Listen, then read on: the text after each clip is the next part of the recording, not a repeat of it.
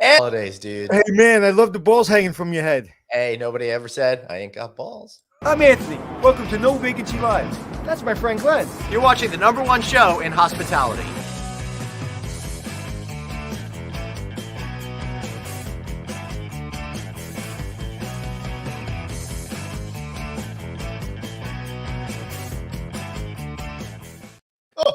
Oh, Merry Christmas, Anthony Melchiori. Merry Christmas, Glenn. Just for the people listening that can't see it, he has a green screen and there's two Christmas balls hanging on top of his head. Yes, well, you know, I got. And they're not distracting at all. I actually, you know, because I was a little distracted. I was actually going to do that to get us started over here. My holiday sweater. Well, I think if you go back to the balls, and then when we get into it, go back to sweating, because the balls are kind of taking me out of my concentration. We don't really great green screen though. Yeah, thanks, man. We don't want you off your game, especially now with the last show of the year. Anyway, I'm Glenn Hausman. It's December 23rd, 2021. That's Anthony Melchiori. You guys are tuning in to No Vacancy Live. So good to see you, Anthony. What's going on in your house, brother? Well, let's just say we're having you know, she probably doesn't want to let me know. Anyway, someone in my family has COVID. Yeah, they're not in our home. They've been away. So, but unfortunately, we won't be able to see them for Christmas. So I literally am heartbroken. But you know, listen, a year ago when we said, I wonder where we're going to be next Christmas. Did you think we'd be at 4 times the limit in New York City that we were last year? No, I didn't. But you know, last year everything was canceled. This year everything's not canceled. So yeah, we're still moving. Listen, everybody's getting it. Get vaccinated. Let's talk about this year. Okay. Yeah, so, baby. This year has been quite the year. I think it'll be the year that goes down in history even more than 2020, because 2021 was navigating 2020, and now we're going in 2022. But I think 2021 is that year where, like, oh my God, what's happening? Holy shit, what's happening? Okay, let's get back to normal. Oh, everything's fine. Oh shit, what's happening? Right. Oh shit, let's just live with it. 2022, COVID is part of our lives for the next however long. Yeah, seriously, you could get whiplash with this year. Yeah, you know, I'm worried about not only people's health, but from a business standpoint, all the groups and stuff. I just apparently my assistant's booking another speech for me, I think in January, February, and in Texas, so they don't close down. But who knows? By come January, I think they're all going to get their waves. So I don't know. We don't know what's happening, but I am not going to predict the future. I am just going to say it is lovely to see you and your 2 shirts. And it's lovely to see you and your dress shirt and jacket. So I think you look like a commercial for the Gap. I love it.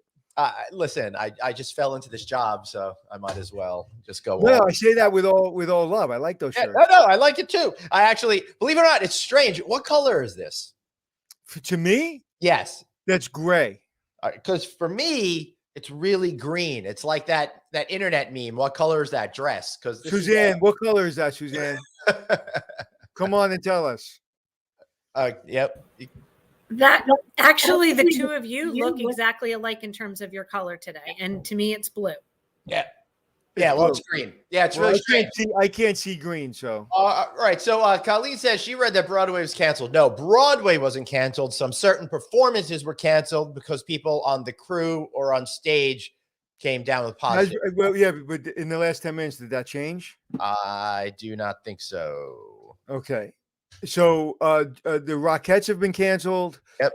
The Nutcracker Broadway shows have been canceled. But that's just. I think the Nutcracker's been canceled.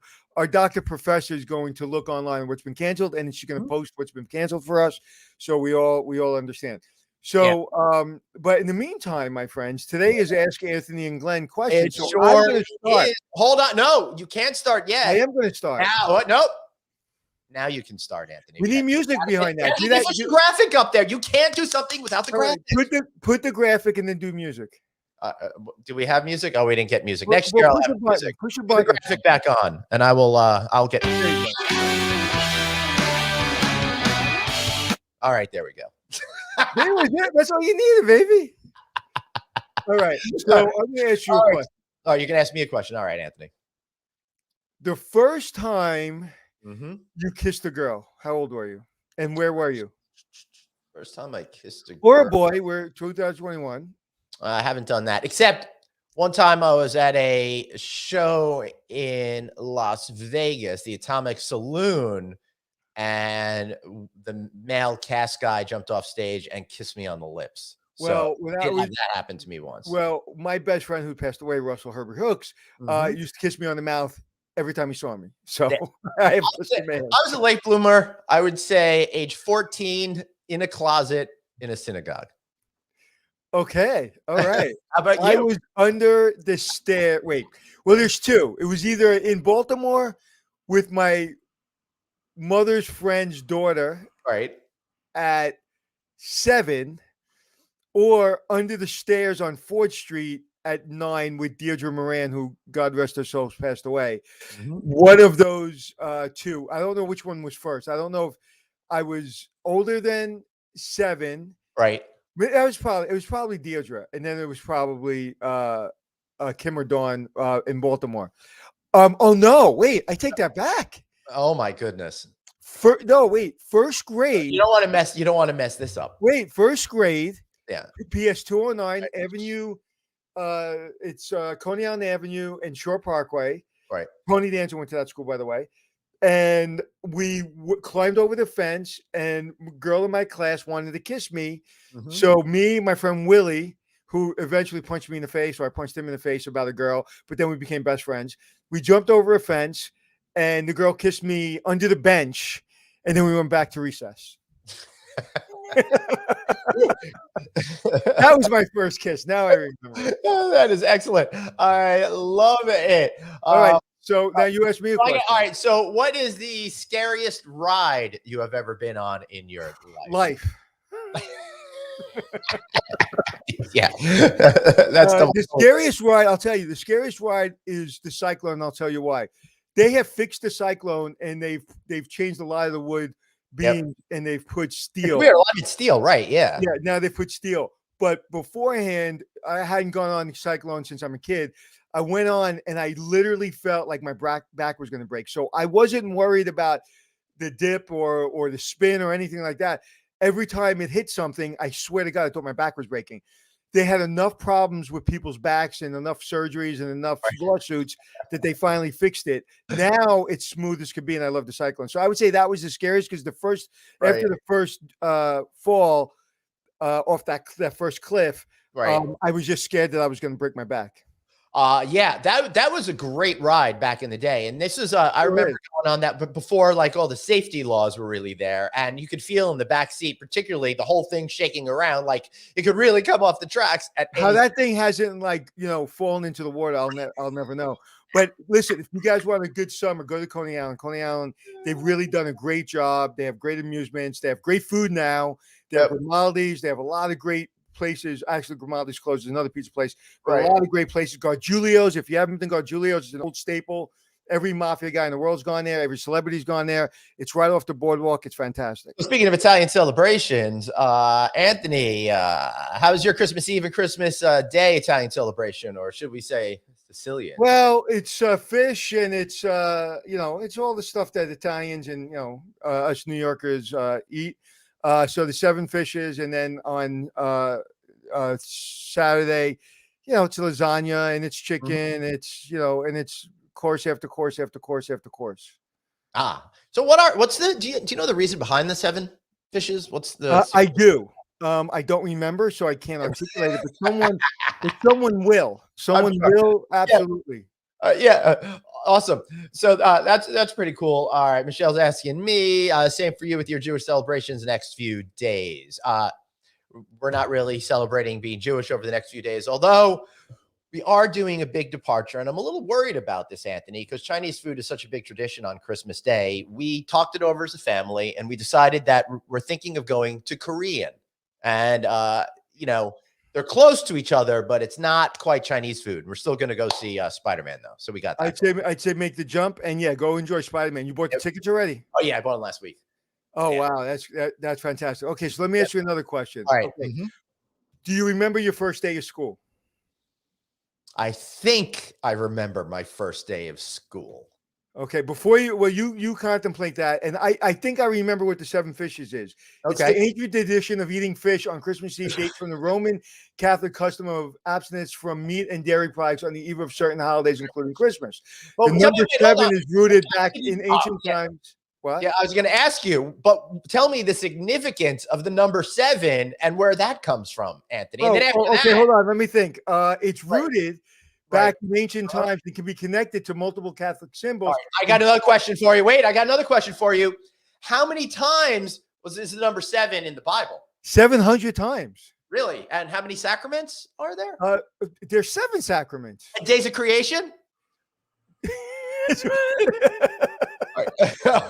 well as the deadly sins. Right. And 7 fishes. Yeah, man, you are a religious scholar. I Anthony. am. It's amazing how you just knew the answers like that off the top I of your know head. everything, baby. I know everything. You- All right, you- first day of school. Remember it. Tell me about All it. right, so the first day of school, I remember going to Mrs. Kaplan's class. My mom walked me in, and Rolling Hills Elementary School seemed so big. The corridors were gigantic. The 6th graders were massive monsters. And I walked in with my mom. She was holding my hand, and she's like, go play. And I was a little nervous at first, and then I went and did it. And that's really all I remember. I remember. Did you have cousins? Did you grow up with a lot of cousins and stuff?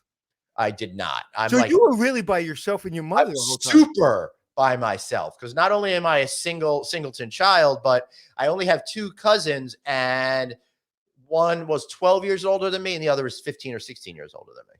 So no wonder you're a selfish, isolated human. Yeah, I'm so isolated. It's true. Like if I didn't have my family here this next week, I would go from the time we sign off air to probably a week without talking to anyone, except for the ticket guy at the fish show who I give my ticket to. Oh my God. You're going to a fish show again? I'm going to go to 2, assuming they happen. Yeah. Oh, I can't keep up with you, baby.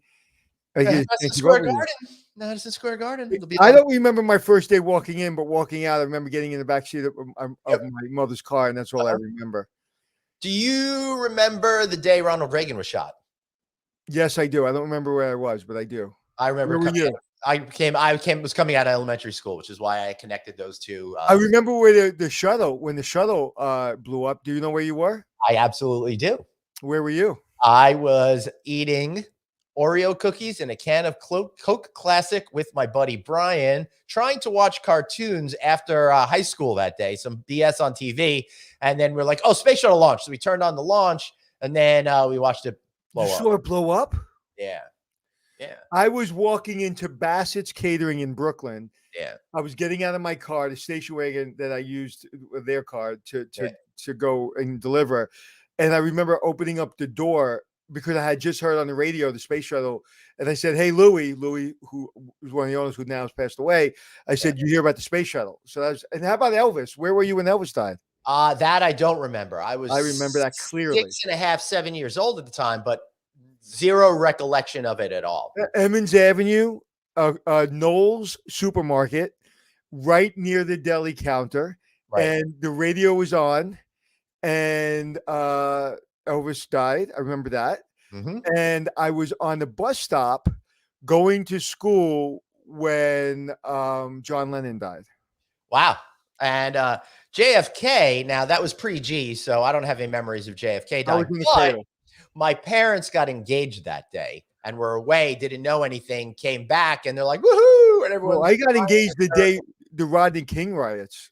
Really? Yeah. We didn't even know what was going on. But anyway, all right. So Suzanne has questions. Maybe we should bring her on and have her ask. Suzanne. Oh, yeah. She's got her background all nice and pretty. No wonder. I know. I was wondering why she looked all buttoned up today. Yeah. Well, first of all, official Merry Happy Holidays to you, Dr. Producer Suzanne. Merry Christmas to both of you. I would say I'm the baby in the group because I was in 5th grade in Mrs. Gordon's class when we watched the space shuttle in class go off. And they were like, so we're going to go back to our classes now. Yeah. Did you know they blew up? Oh, yeah, because we watched it and they didn't know how to respond. They collected themselves and then brought us back. Where were you guys on 9/11? I was working at a Super 8 at the time. I had fired all of my staff members, so I was living in the hotel. and I was cleaning up breakfast. And as I was cleaning up breakfast, I literally was watching it on the TV in the breakfast space. Where were you, Glenn? I was on a plane taking off from LaGuardia, looked over and saw one of the towers on fire. And I'm like, Oh, wow. that's not good.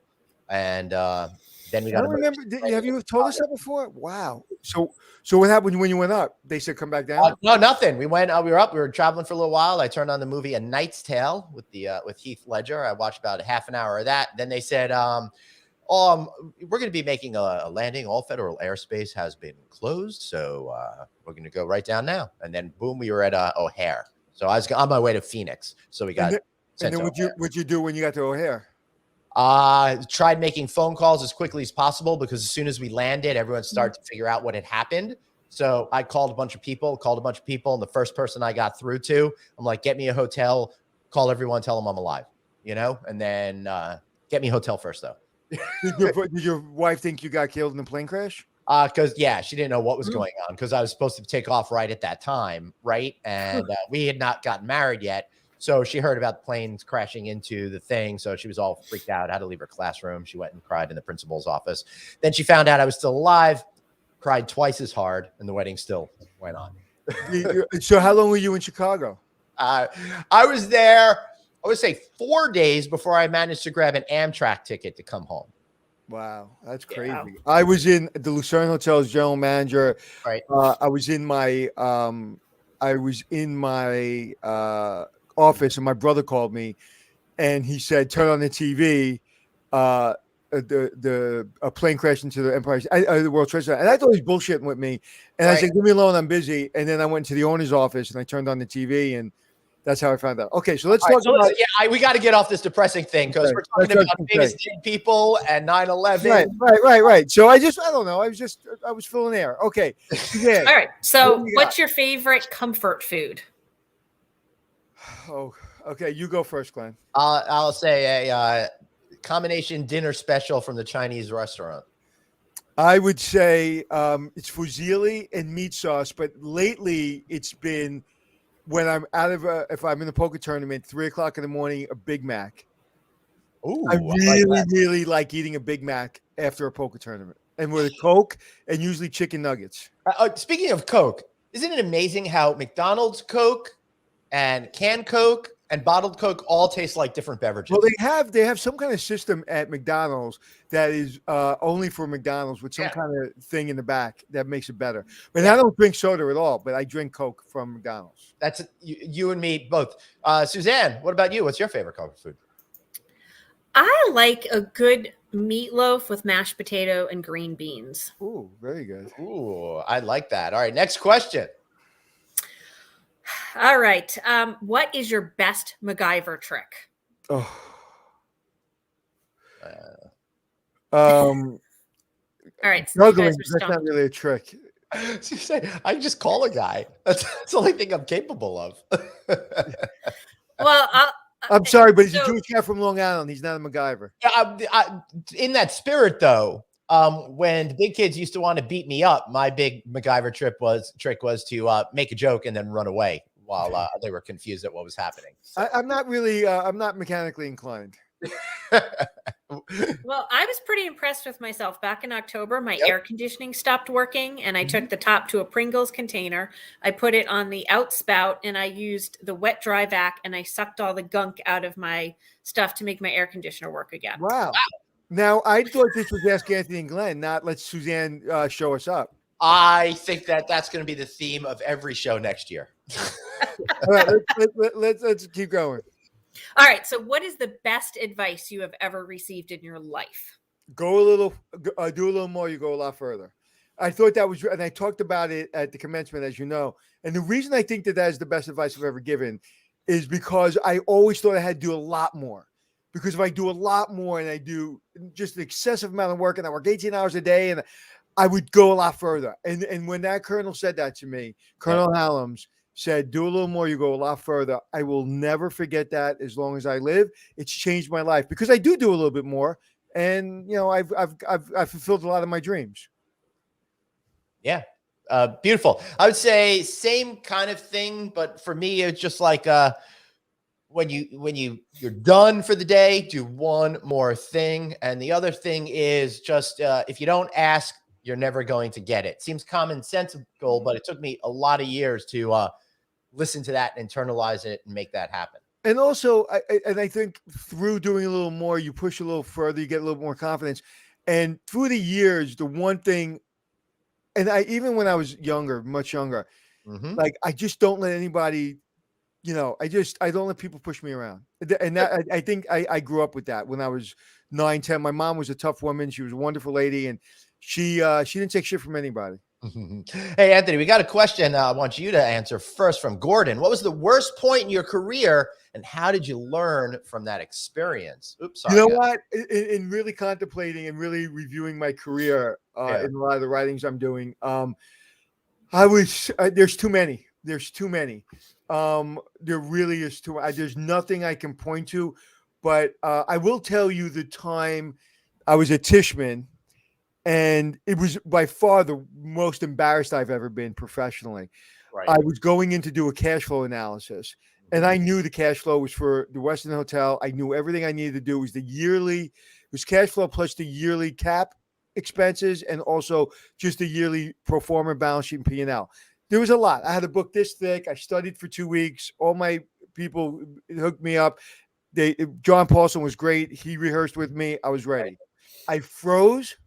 I had my briefcase behind me, and I remember everybody coming into the meeting, and I'll just say that meeting is not the friendliest meeting.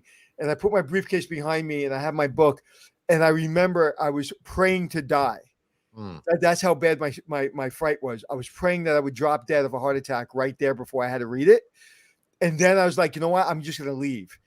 And I went, no, I swear to God, it's a true story. I went to leave. And I wasn't 20. I was like 40. Right. And I went to grab my briefcase, and as I was going, I just couldn't do it. I couldn't leave.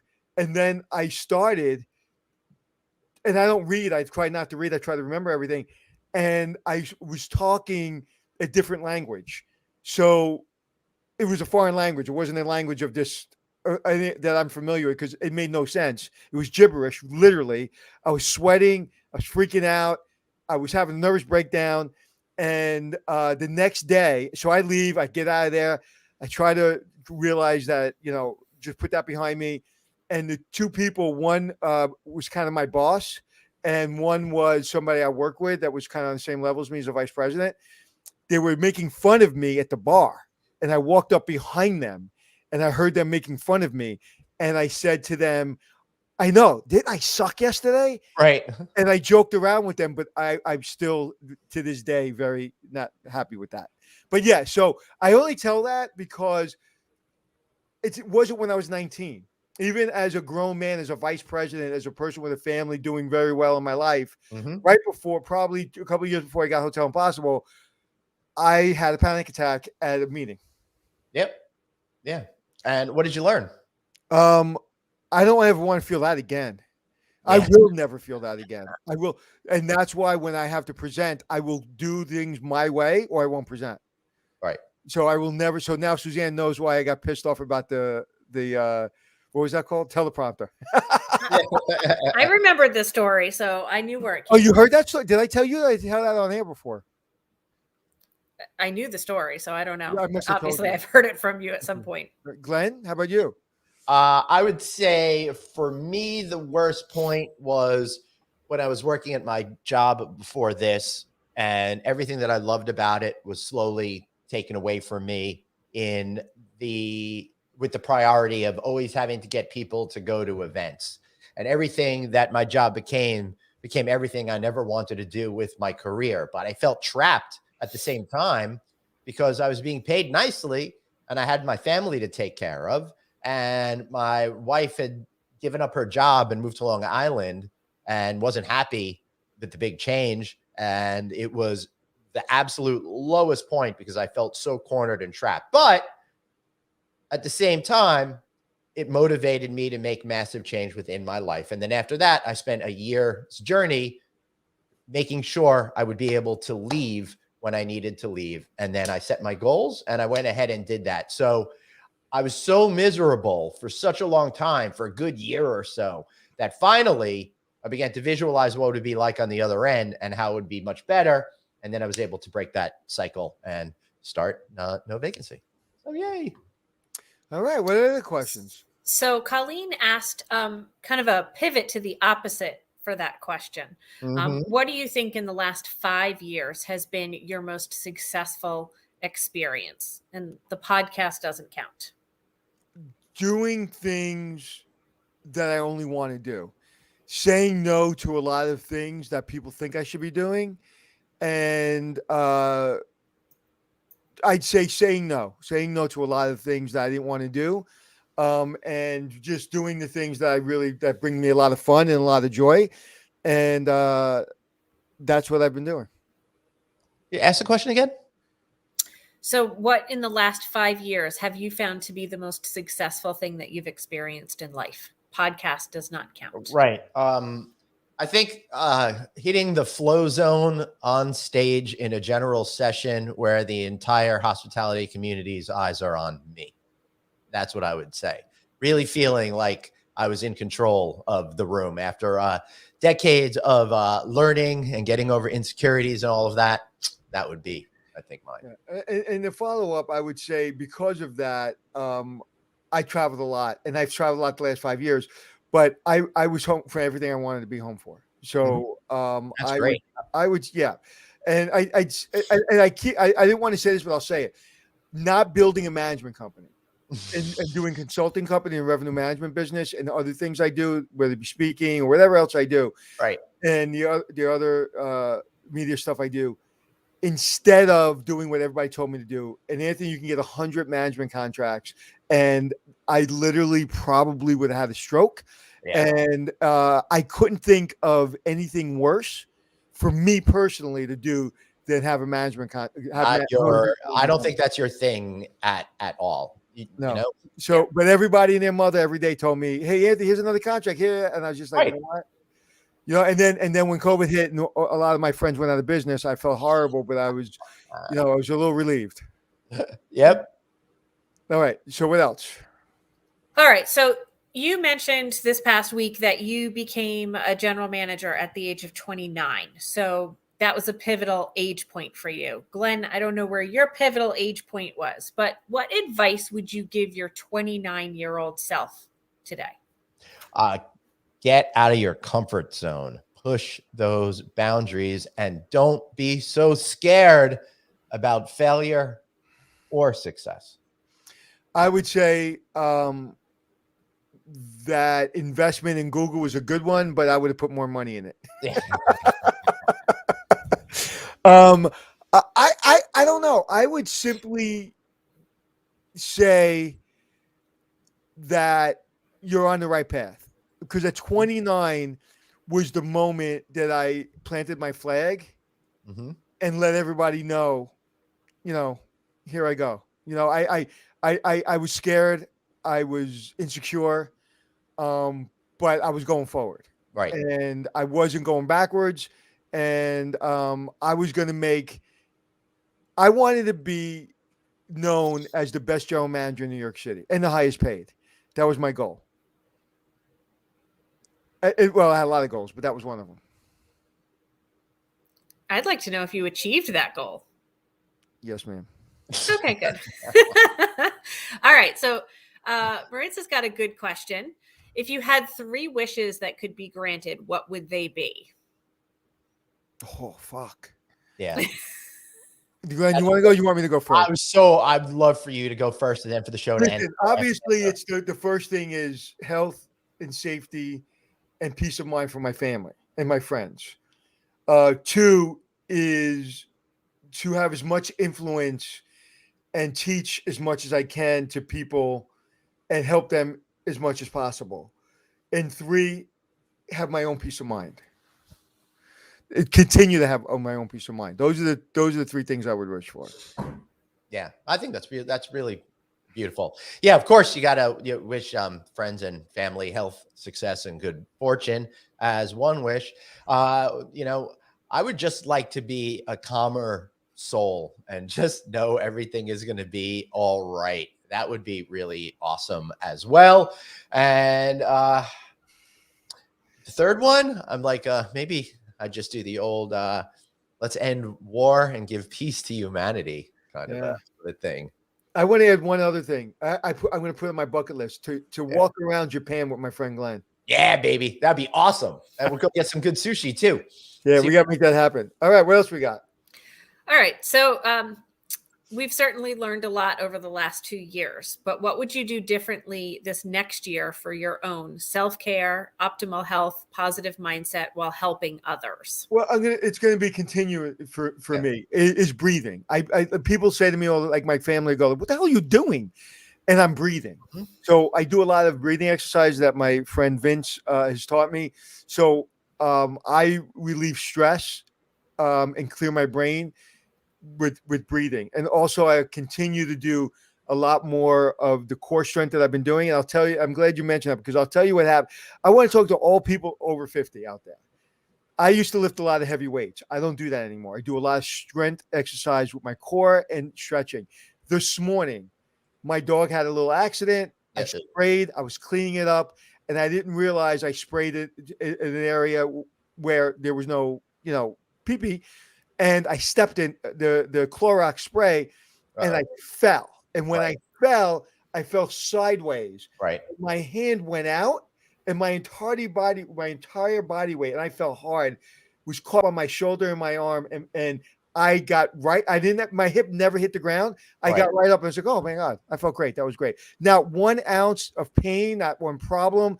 I saved myself from potentially getting a broken hip or potentially get really, really hurt simply because the last year I've just been working on very, small muscles and really trying to keep myself in the best physical, because as you get older, you're going to fall more. And I've fallen a lot the last couple of years. So my mental health is breathing and trying to clear my mind. And my physical health is a lot of stretching. Yes. For me, I just want to keep continuing on the same path and continuing to do more. I think I've wrestled a lot of those demons that prevented me from taking care of myself in the optimal way. And now I just got to keep moving forward. I've always been good at self-care, though. That's for sure. Taking breaks, doing things. I haven't. I've never been good at it. I've been going 100 miles an hour since I'm 7. Yeah. And So and as far as goals, I will keep those to myself because I got a big one, and I'm keeping it private. But yeah, that's what I would do. Yeah, Vegas at Luxor. That sounds a whole lot of fun. Anthony, aren't you supposed to be in Vegas next week? Just kidding. No, I'm going. I'm getting there somehow. All right, what else we got? What's your favorite board game? Monopoly. I like Trivial Pursuit. Hotels. I want to buy hotels. Lots of hotels. Hey, what question am I related to in Trivial Pursuit? There's a question. I know the answer to that one. What? That would be the engagement ring. Yep. The Algonquin $10,000 martini. There's a Trivial Pursuit question that says, what's at the bottom of the Algonquin's $10,000 martini? And it's an engagement ring. And when you make it in Trivial Pursuit with a marketing idea, you did something. Yeah, you sure did. That's pretty awesome. Pretty cool. I know. All right. Which way does your toilet paper go? Over or under? Fuck, I don't know. Over. Under. Because under is offensive, disgusting. And if you look at the patents for all of this, it came over. Japanese toilet bowl, get rid of toilet paper. Next question.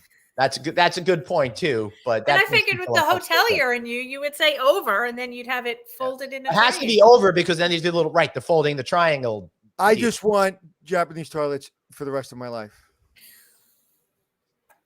Okay. What is your beverage of choice?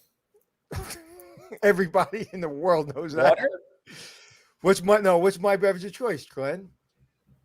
Johnny Walker, baby. Preferably blue. But others in extenuating circumstances. Well, last night I had a nice double Johnny Walker Blue on the rocks. That's nice. As I was watching sports. And I'm all about tequila these days. Yeah? Yeah. I've really switched over to just loving tequila. I'm not a tequila guy. All right, what else we got there? What is the one item or memory that most brings up the most fond memories of your grandmother or your grandfather? I didn't know any of my grandfathers. My grandmother let me draw on her feet. That's an interesting one.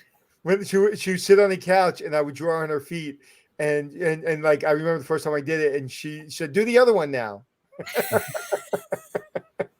How about you, Glenn? My grandfather, my mom's dad, was such a kind, loving guy. And when I was little, he would take me for hikes in the woods, and we'd go exploring. And he would take me to amusement parks like Adventureland here on Long Island when I was a little one. And those memories really stuck with me. And my dad's mom, my fondest memories of her always revolved around Jewish holidays and eating culturally relevant foods like chopped liver and gefilte fish and all of that kind of stuff that she made. Very nice. Mm-hmm. What else we got there, Dr. Professor? All right. So besides actually on one level having only Anthony met me, Glenn really hasn't. What other guest have you had on the show that you have either met in this experience or really ended up communicating a lot with or creating some type of partnership, experience, connection? Glenn? It's hard to say because vast majority of the guests I've already known and have relationships with. But I will say, I think throughout all of this, Chris Green, who supported me, CEO over Chesapeake, who's been super busy and hasn't been able to join us lately, I think my relationship with him just became a lot more real. I would say the same, that I know a lot of the people, and but the ones I didn't, I would say the one that kind of I just wish I knew earlier in my career is Mike Stengel. And Mike, if you're listening, we're still thinking about you and your family and the tragic event that happened. He really made an impression on me. I would say my favorite podcasts have been Mark Summers just recently, even though he's my friend, Jerry Inzarello, Horst Schulze. That to think that I would ever have Horst Schulze on my show when I was growing up as a little hotel guy, the guy who helped create Ritz-Carlton would like get on my show. Oh my God, that was like craziness. And just I think the entire show that these people would come on our show and I'd have access to the power structure of the industry. I'll give you an example in my own business. Yesterday, we have a client, and they were talking about some software. And I went, I went and looked up his name on LinkedIn. I saw that he had sent me a message a while ago, and my friend David Malili, I called him and said, "Hey, do you have the CEO's cell number? I want to call him." And I called the CEO up, and this morning I had a 20-minute conversation with him, and now we're friends. And so the software company that's going to help one of my clients, I was able to get the CEO on the phone in a few minutes. And I thought, so that's what I love about the show is the contacts and the ability to help people. Yep. All right. So Michelle is looking for some inside scoop for what the schedule is looking like for 2022.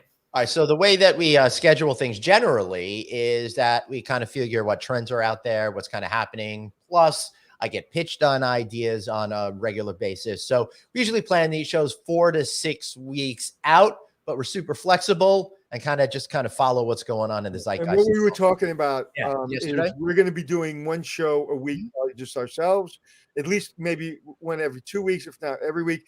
And also we're going to try to get someone on that has nothing to do with the hotel business, restaurant business, or any business really, just a friend or entertainer or someone fun, because a lot of people really like Mark Summers, and that was completely had nothing to do with hotels. And I also think in 2022 we need to have a lot more people on about mental health. I think that we're all.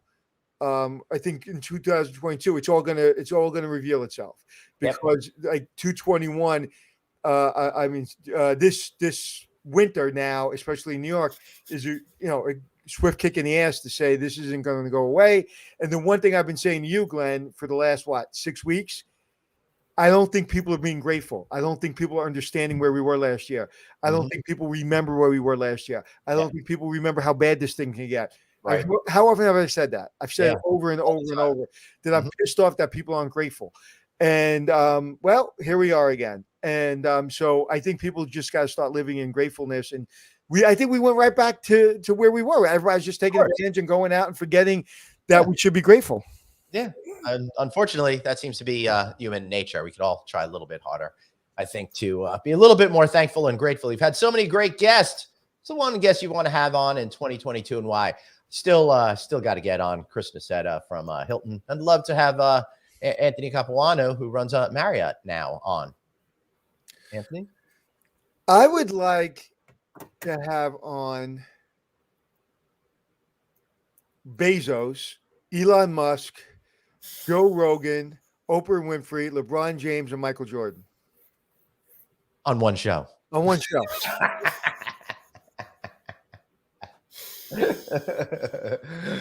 Al Pacino. Hoo-yah! That'd be great. I actually met Al Pacino on his set of that movie that you're talking about. He used to stay at the Plaza Hotel, and him and Chris O'Donnell would go to the Oak Room to shoot. And I worked at the front desk as a night manager, and he would come down and he would smile at us. He looked so old back then, and that was like 30 years ago. Right. And I guess that was the part he was playing. But so I was very fortunate to meet him. What is the one celebrity you met that you were a little starstruck? As I said, the only celebrity I've ever met that oh no, I didn't say it on here. I said it on Crowd Control when I was doing Fish Radio. When I met Trey from Fish the first time, that was the only celebrity I've ever met that like I cared about and felt a little weird about meeting the individual. Mine was General Powell's the only person I've ever asked for an autograph, and if he ran for president, I would want to be his chief of staff. I was in the vicinity of Michael Jackson. I was in the vicinity of Fresh Prince, and I was in the vicinity of Barbra Streisand at an arm's length at the Plaza Hotel. And being in their vicinity, because you can't get next to those people, except Will Smith. He was kind of cool, but he was kind of just hanging out with his friends. When I remember seeing Barbra Streisand, and I'm like, I never want to be that famous because there were so many people. Imagine. Like she had perimeter. It was like she had more security than Secret Service. Wow. Yeah, I wouldn't be surprised. I can't even imagine what it's like to have to live in a bubble like that. You know? Like I said, I have a very, very small level of that, and there's times, and you've seen it, where it could be a little overwhelming. Yeah. I'll tell you the thing with whole celebrity, though, is I think people too much stock on celebrity, you know, and I think people get too excited about people who happen to be famous in a lot of cases these days, famous for being famous and whatever. Do you know what my favorite thing is? What is when people like who are fans, I want them to see me like do something stupid or make a mistake or speak incorrectly or to let them know it's like, dude, I'm an idiot. Yep. I just be on TV. Well, when I was working in my family's restaurant, I actually turned LL Cool J away at the end of service in our restaurant. Had no idea who he was. I think you've told us that before. That's fine. Yeah. It was end of service. It doesn't matter who he was. Hey, that's not true. End of service. He still had 10 minutes to go. Did I tell you my Stevie Wonder story at end of service?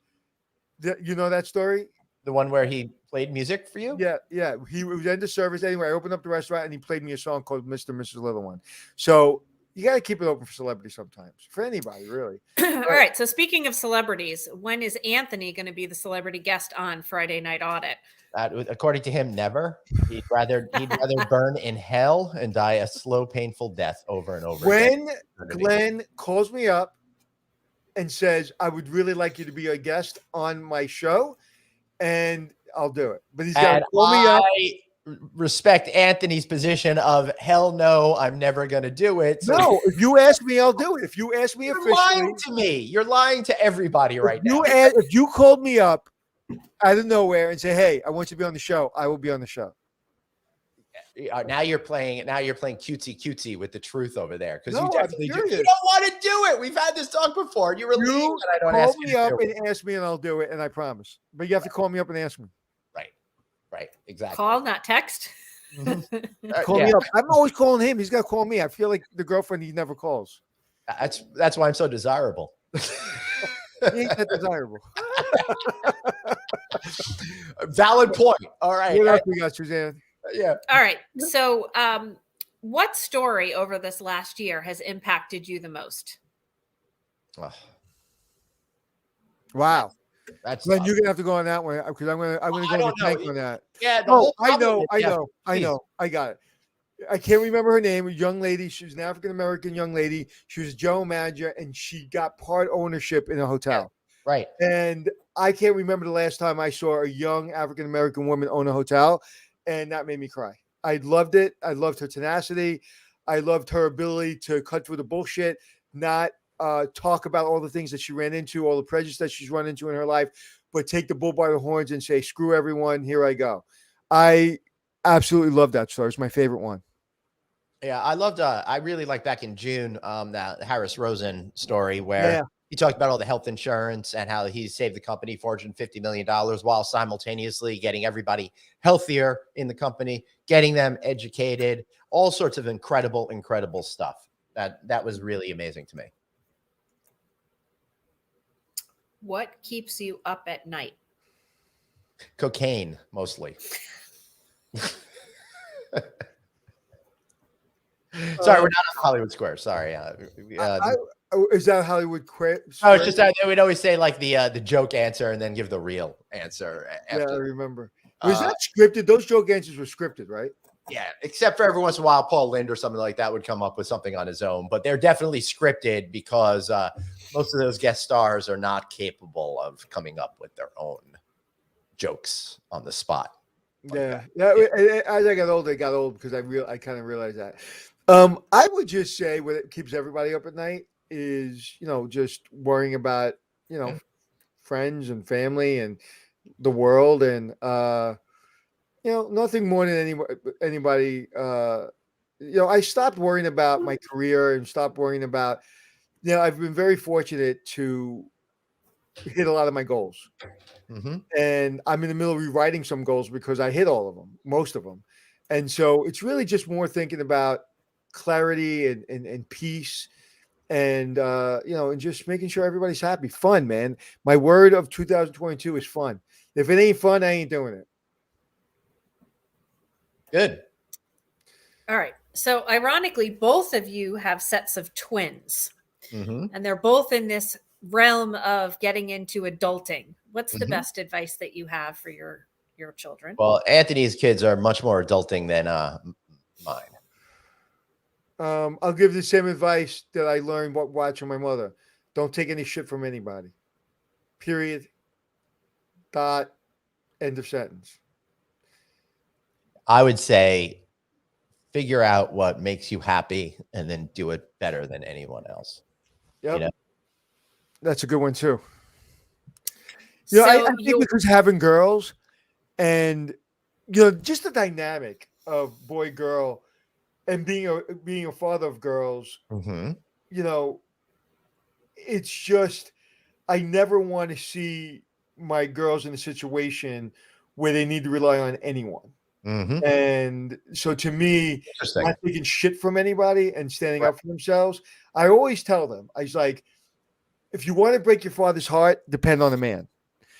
You can be a housewife, you can have children, you can never go to work. I don't care. But have your own career if you want it, have your own money, and have your own mindset. If you want to stay home and raise a family, that's wonderful.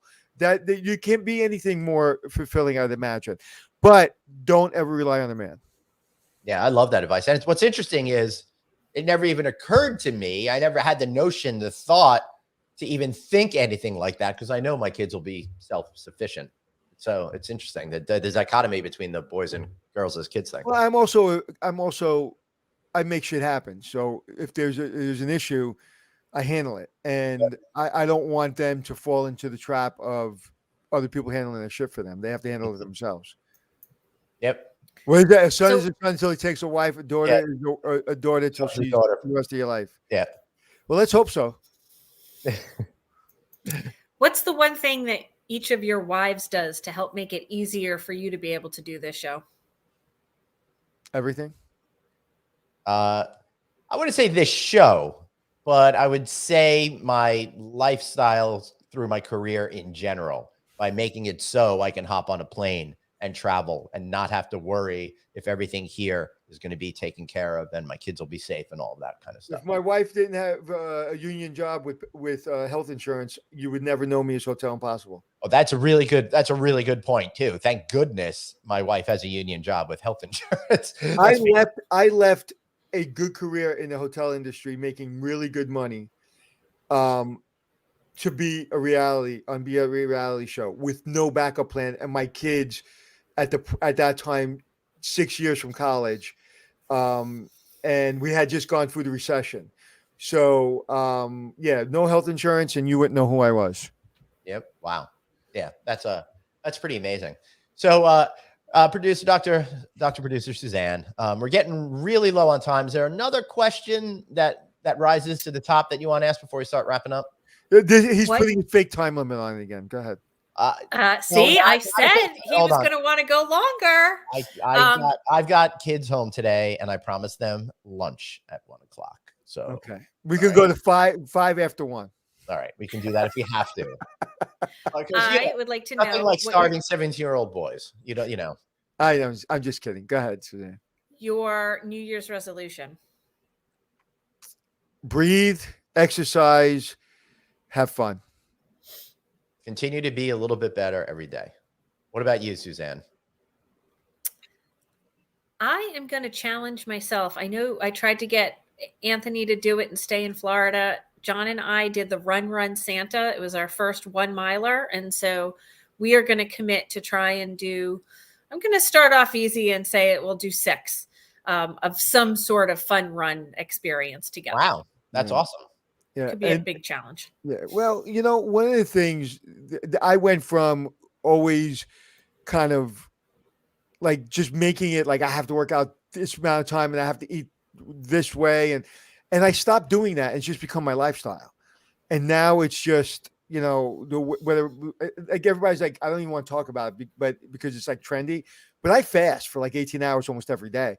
And between doing that and stretching and breathing, it's changed. But so it's become a lifestyle. So anybody, not that anybody's asking me advice, and I hate preaching, but if you put goals and say, I want to do this 3 times a week or 4 times a week, it kind of, for me, it never worked. It's when it's just part of like brushing my teeth. Right.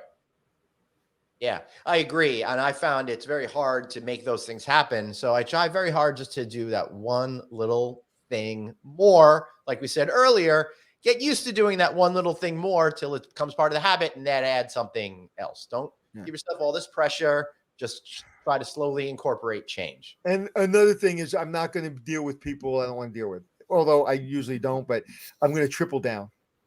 Nice. On that. What else? I think Mike is going to go veggies, fruit only in January, February. Good. I would like to eat more vegetarian. As you guys know, I made the eggplant Parmesan yesterday, which, by the way, was freaking fabulous. Took too long to about 5 Oh, yeah. It was good. It was good. Dude, it was unbelievable. Did you look it up, how to make it less acidic? Oh, I think what it was salting the eggplant so some of the liquids leach out of it. So I did that for an hour, and everything came out amazing. And I would say, who said about fruits and vegetables only for January, February? That'd be Mike McManus. When you kind of tell yourself you're not going to have something, all you do is yearn for it. I don't eat as much chocolate as I used to.